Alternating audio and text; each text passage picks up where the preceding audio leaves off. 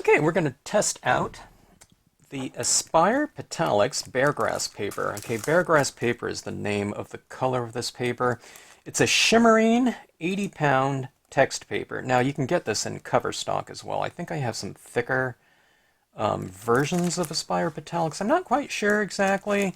I have a lot of these different types of kind of shimmering, I don't know if you can tell on this one right here, that type of surface. I really like Stardream paper, that line of papers. I forgot what company makes Stardream, but they're all kind of that similar type, that, kind of iridescent shimmering type of paper. This one's by CTI, and that's the same company that makes the latest versions of Chrome Coat paper. Paper made in Italy, so imported. That's where that type of paper comes from. I'm going to be using the Nebula Star stamp out of Nature Set number 22. This will be a pretty quick scene, at least in terms of the way that I'm going to utilize it in this scene right here. So it should go pretty fast, but we're going to test out a couple different things on this paper. The paper, any type of paper like this, the Stardream, the Aspire Petallics, I find that they're kind of similar in the way that I'm just going to use dye-based ink on this, okay? And this is a black ink. They're kind of similar in the way that they accept ink, from what I've found. They're coated just like a glossy cardstock. Let me put something on this. They're similar to like a coated cardstock, but they accept ink differently, though, than that. Okay, I think I'm going to go at a bit of an angle here. I have plans for the perimeter of the scene, and I want this to go fast, too, so not just for the sake of, kind of expediency here, but, just to kind of more, showcase the paper here more than kind of ink application techniques or something like that. Okay, but going back to the impressions, they accept the ink pretty well. They're not a full value range kind of surface, okay? So I stamp this out in black. If I stamp this out in black and glossy cardstock, or a matte cardstock even, that impression is going to look much darker, okay? Marvy black it's pretty dark as far as dye-based inks go, okay? Okay, so that being said, I think that's a really beautiful impression of a super detailed stamp design, okay? But it's partly because it's kind of resisting the ink a little bit, okay? So when you transfer down like that, it's not, I don't think it's spreading out at all, okay? Glossy cardstock, it's not really doing that either, but it's kind of more accepting of the ink, and it's absorbing into the surface of the paper a little bit faster. Okay, cloud cumulus. Now, I could have done this on that Nebula Star, but I really didn't need to. But you can wipe off the perimeter of this as you use this, okay? I'm wiping off the area of the cloud that's going to blend into the nebula here, okay?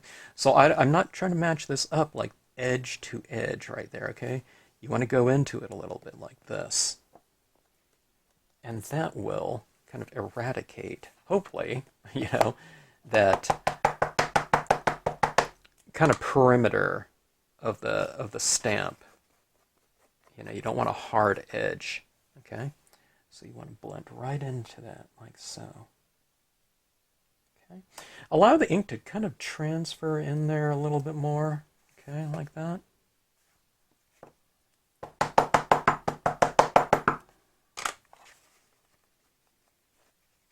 Now I'm always kind of wiping off the top of this because that's where that part is going into the previous impression, okay? Now I'm not only overlapping into the nebula star around here, but you're overlapping cloud into previous cloud impression, okay? But look how delicate this paper is. This paper is really pretty fun to work on like that. Look at that. And like I said in my one of my previous videos, it's kind of, there's a sort of antique look to this paper. I don't know, to me, at least this Beargrass. These Aspire Petallics, the Stardreams and all that, they come in different colors, okay? And I think it's the lighter, kind of narrower value range of the inks. You know, like this is black right here, but it's kind of more of a, I would say it's like a, I don't know, it's like a 40% gray to me, in terms of the overall look of it. Okay, it's pretty light, but that limited range is also kind of, I don't know, it lends itself to that kind of antique spirit. Okay, adding some more. Just kind of, you know, to really fill it out like that. Okay, now, like I said, anytime you get into the kind of a night sky, kind of starry sky type of scenario, I think these types of visuals like that kind of lend itself to kind of this romantic, dreamy type of atmosphere to a scene, okay? That's what we generally think of, you know. You think of going out on a romantic dinner, you know, or something like that under the stars, you know, eating out in a cafe. I don't know. I mean, there could be a romantic breakfast or something like that, but just in general, you think about kind of the nighttime type of atmosphere as having those types of feelings, going out and taking a walk, you know, at sunset. But I don't think, you know, people aren't, you know, they're walking around the sunset, you know, and they're kind of going into twilight when the stars are starting to come out. I don't think they're going out for a walk on the beach at sunset and like racing to the car, you know, before it, you know, gets dark or something like that. That's not the, you know, the notion of it. So, I don't know. And that plus kind of this, the nostalgic look of this shimmering paper like this is kind of fun. Oh, okay. Now, one of the things is, now this is going really fast here, and I'm blabbing along too. It could go much faster than what I just did. But let's add a little bit of tone to this. Okay, so we have this nebula up here. I'm pretty sure we can add some color to it. I would wait till this dries though, because of that kind of drying aspect of it. This is just a paper towel like this, but let's bring a little bit more kind of attention to that nebula up there. Okay, it could be any one of these things. Okay, the way you use one of these. Well, you can repeat the Milky Way a little bit more, but just in terms of coloring it, okay? It's not like, well, I saw you do this one, but I don't know how to use this one. You do them, you know, it's the same way. You know, you can kind of bring more attention and kind of a focal point. See this right here? How I'm kind of darkening it around the edge like that, okay? Kind of blend it out and get some variation in here, okay? This is what I'm doing like this. See how I'm kind of adding this little perimeter like that. It's really faint though, okay? Like that. Okay, that's all I'm doing right here. I'm kind of adding it around the perimeter like this. And what does that do? It creates a little bit of a vignette here. And it brings a little bit more attention to the interior where there is more lighting, okay? This is like portrait photography, or studio portrait photography. I always kind of add a little bit of a vignette to bring kind of more attention to the subject matter. Like this, okay? And this is really easy. This, the very reason why you don't get a lot of ink transferring to the paper is because it's a little bit more resistant. So when you're blending on here, it really blends beautifully because it's not grabbing your ink so fast. So you can really kind of just spread it around like this. Let me see here.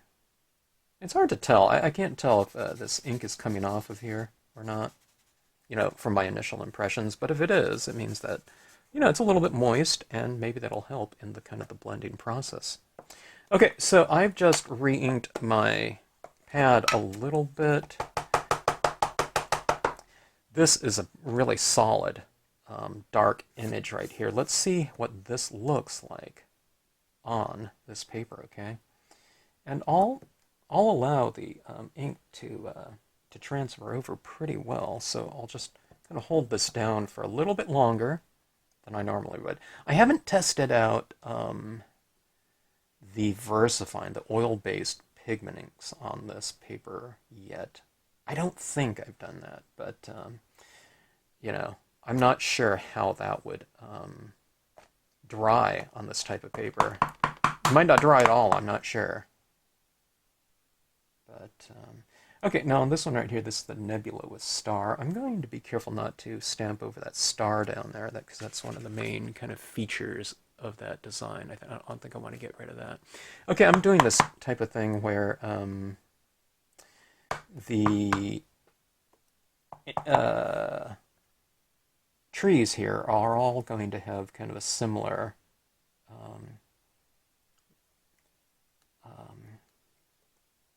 vanishing point, okay? So I'd say they're roughly right here, okay? These two trees right here are kind of pointing that, so I'm pointing this right here. You kind of aim your large one. So you imagine your trunk is right here, pointed right, roughly about right here, okay? Like above this, okay?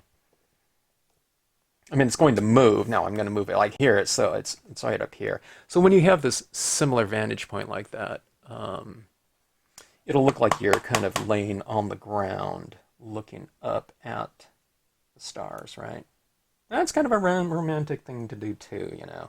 Even if you can be alone too, you know. Someone that's alone, you know, there's kind of the romance of the sky type of thing. I saw someone. I shouldn't mention this, but there's one company out there that did these, you know, a bunch of trees. Like, I think they saw my design, my stamped out card, so they did a bunch of these things. But the trees are all pointed in like the wrong direction. There's like 4 vanishing points, so they don't understand kind of perspective. So they can get it all in one stamp, but the trees are all pointed, you know, in different directions. It creates kind of this instead of kind of a visual harmony, which it's supposed to represent. It kind of represents to your kind of subconscious, you know, it goes against perspective and distance. So I think it kind of created kind of like a, I don't know, a little bit more of a, okay, so this pointing right up here, it kind of created tension. I don't know, to me it did. And I don't know, I mean, even if you're not kind of, you know, you didn't study or do single point perspective or anything like that, we see things every day, and we kind of get the gist of what something like that would look like. So, okay, so this is one of the things I like about this stamp right here, in combination with this, for this paper test right here, is you can see how it will look. This paper works with kind of more of a solid big mass tree, and something more spindly like this, okay? So it's a good test of paper media, the paper media combination here. Okay, so see, remember that thing is right here, that vanishing point, so just kind of keep aiming it. You know, it doesn't have to be perfect, okay? I didn't draw a piece of, you know, little dot like that, and then just tape this down and make sure that all of these are, you know, if it's like a quarter-sized vanishing point or something like that, you know, a dime would be better, but if you kind of just have them aiming at roughly that same spot every time you do it, you'll be good. You can even draw a little dot here if you want it to be like somewhere on the paper. But see, that's all kind of that same perspective right there. It's like you're laying up on the ground and looking up at the stars, okay? All right, now I'm going to try something too. I did this scene before. Actually, I might add in a couple other things. I really like these kind of little sources of perspective too in my scenes like this. And I think that's really a cool, different look to something. So I have these little eagles in here like this. I don't know. I like to use them together. I think think they make for a nice pair. They're not. I'm not going to put them on one design because depending on where you want them to go, you know, or how far apart. You know, if you had one of those friendship quote stamps, like, you know, however, you know, much distance there is, you know, with us, you know, we're always together, or something like that. You can kind of space those eagles apart. So, you know what I mean? They're kind of in the same kind of thermal flying together and in the same scene and card or whatnot. But wouldn't that be kind of a nice metaphor for things like friendship? And as I mentioned before in another video, if you're doing like an anniversary card, you can kind of put them closer together like that. And of course, in a beautiful nighttime sky like that with, you know, this, I don't know, celestial lighting and whatnot, you know, I think that makes for a great visual for that type of card. Or, I don't know, you can also do something like, you know, with a larger eagle and a smaller one, and that could represent kind of, you know, a parent and child, you know, kind of learning and flying together, the same sky, whatnot, going out for a flight together, teaching, whatever. Okay, so let's try a little bit of the Dr. Martin's Bleed Proof White. You know that I love this stuff if you've watched my videos. Perfect opportunity for this type of texturing because this, you know, all of these designs here are so textural inherently, okay, with little dots for stars like that, okay? But let's go in and add some of that additional element in kind of an additive process right here, okay? All right, so let's see. I'm going to try to do this where my hand is out of the way. Sometimes I'm doing it like this, and you can't see on these videos. But okay, so I'm just releasing a couple bristles at any given time on this old toothbrush. So I'm not going like this, zip, you know, across it. It's just like ding, ding, ding, ding, and, you know, and a couple little hairs are kind of releasing, and that's how I'm getting that spray, okay? I don't even know how much this is going to show up on here because it is so light. Okay, I got to figure out which direction my spray is going. Can you see it right down there? I don't know if you could. There's not a lot of contrast in here, okay? If it was a darker sky, you can see more of the white dot because, you know, it stands out against contrast. Okay, I'm going to have to put a little bit more because it's so delicate on here.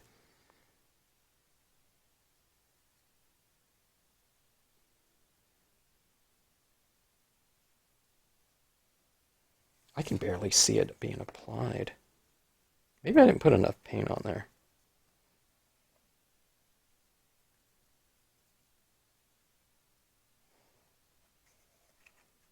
Okay.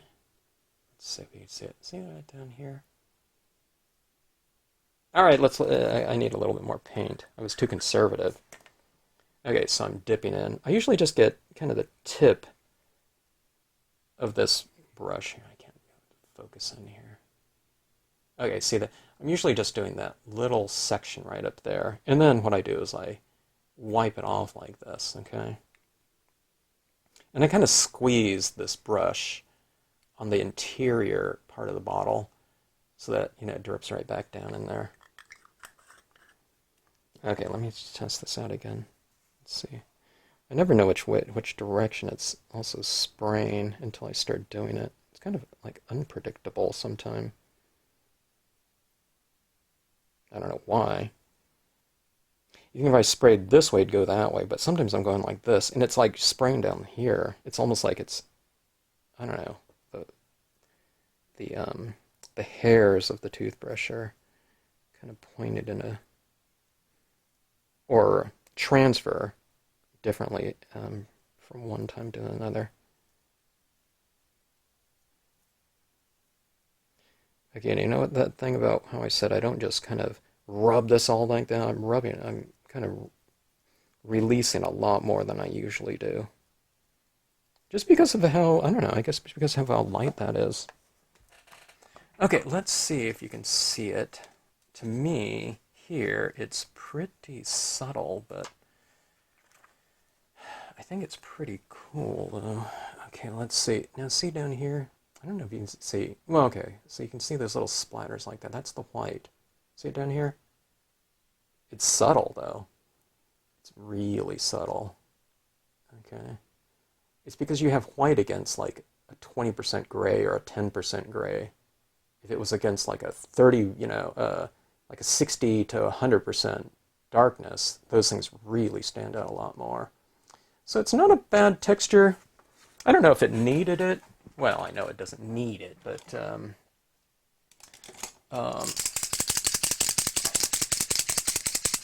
not super effective. It's a good test, though. Okay, so here's a silver pen. This is a Zig Painty. This is like, this has to be, I don't know. If it's 20 years old, I wouldn't be surprised. The gold side, it's kind of, it's all messed up. Okay, so I'm adding some of this down. If you have a glitter pen or a metallic, that'd be really awesome.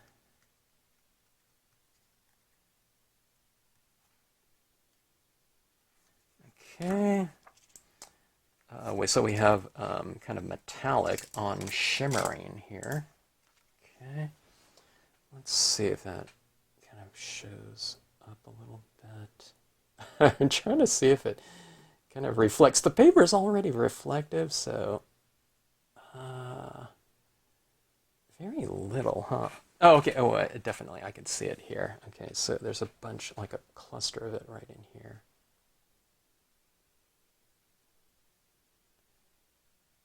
Yeah, yeah. You see those dots right in there? See that? Yeah, oh, yeah, yeah. Okay. See that? I mean, I have it all around here. Where it's over kind of a lighter area, it doesn't show up quite as much. See this right in here? So it's kind of fun. Um, like I said in my one of my previous videos, I think it'd be pretty cool to have some of the like a silver. Like I would mat this off in like a black or like a dark gray paper, and then I would have a second mat in a metallic, and then you put that double mat or mount on like a folded card or something like that to make that into a card. Okay, this is the white paint pen. Okay. Let's see. This is my new one or my old one.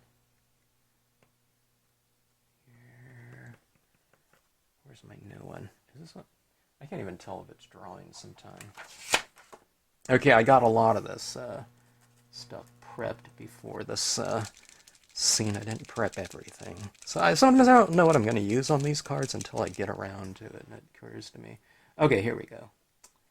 So adding some little highlights on the tree tops like this. Kind of adds a little bit of lighting on the trees. And when you add that little lighting, what you're saying is those, the trees have dimension, okay? They're not just silhouette, although they look cool as a silhouette too, but when you do this, you're just kind of adding that three-dimensional element to the piece. Now this isn't white, the paper isn't white, but this pen isn't so kind of opaque where it kind of stands out against the background. Let's go in for some larger dots in here just for kind of a textural statement, okay? And maybe we can have kind of this kind of movement within the piece too. It kind of looks like kind of like a light flare type of thing. If you've seen that in like photos, where someone's kind of pointing into the light. They used to always avoid that at all costs with movies, but then, I don't know, somewhere in like the 60s or something like that, they started incorporating those types of flares into into their shoot, you know, for scenes. Kind of has that kind of more natural type of essence. Okay, this is some pigment ink. Okay, I'm going to just add some of these kind of glowing little spheres for a little bit of a textural and lighting type of embellishment. Okay, it looks pretty good.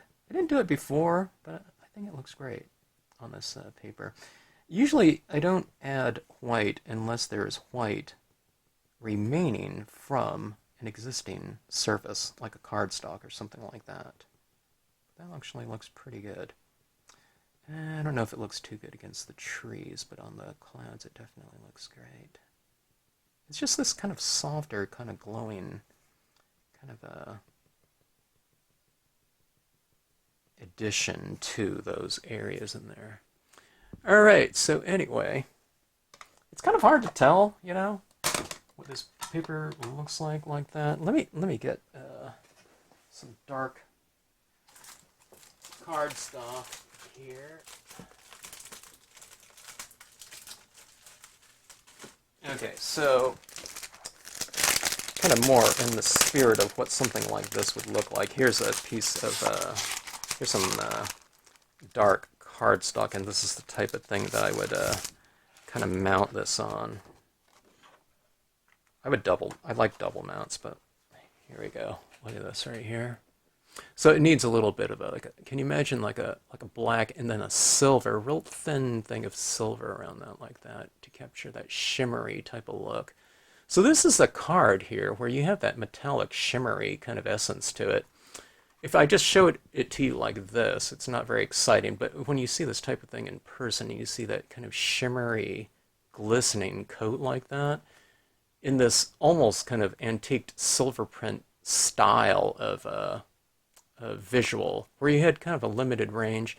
Again, this is stamped out in black, but and that's real solid black, but it looks more like a, oh, I would say that's like a 80% gray maybe at most.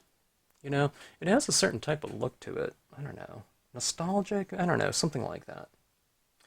But yeah, I need to see what type of colors I have. You know, you can with this too here. I really hadn't thought about it, but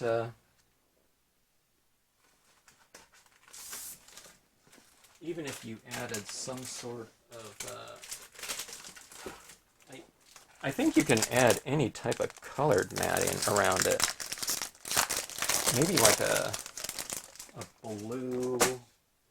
I mean, you could go red. I mean, you could go any color around it, but something like this, maybe not like that. You need something lighter in here too. So I'd go dark, light, or dark color and then black, you know, or something like that.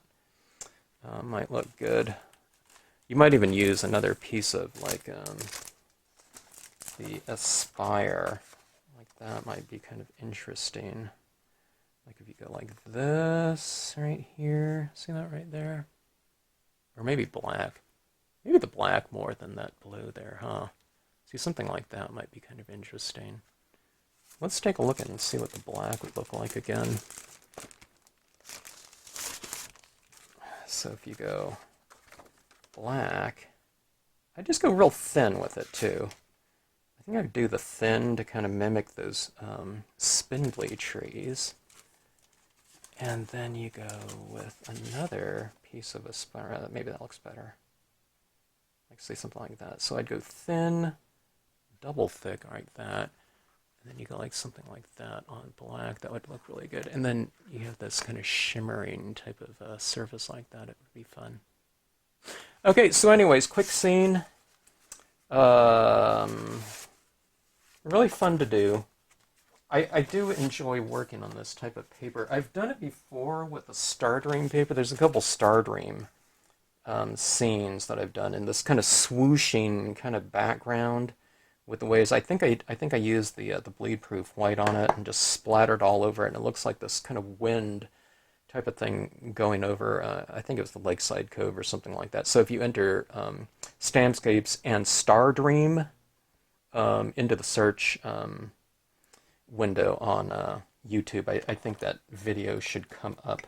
But anyways, if you have any questions, drop me a note in the comment section. Drop me a note, or put in your description if you've used any kind of metallic, that shimmering style of paper. It's kind of more shimmering than metallic. Sometimes when I think of metallic, I think of the chrome, kind of more mirrored style ones, okay, which is different than something like this. But again, it's like the Stardream type of thing. But these you can probably find in some smaller packs like this. I don't know if the CT, I got this at Kelly Paper, and I don't know if they were just packaging it specifically at Kelly or something like that, or if they have it even online. But you can probably find these smaller packs of 10 or 25 sheets of something like this. It would be really great if there was kind of some multi-pack with about 10 sheets of several different types of colors of the Petallics, and then we can have kind of more of a kind of broader selection of something like that, or even if it was 5 sheets of something like that. But wouldn't this be fun? This would be fantastic on like a blue or something like that. Or you can do some sort of sunset type of thing. If it was like on a warm toned, like a metallic shimmering type of like peach or orange maybe, or something like that would be really cool. So all kinds of different possibilities on with that, and with the dye-based inks right over the top of it. Some inks are a little bit thicker, so I would imagine when you stamp them out, they'll look even lighter, okay, than the Marvy inks, which are thinner and much denser of an ink than a lot of different lines out there. So you're going to have to kind of experiment around with your different inks on this paper, and so on and so forth. Okay, so anyways, another test right here. Hope you enjoyed it. If you stamped along with me, hope you had fun, and let us know how your pieces came out. All right, thanks for watching.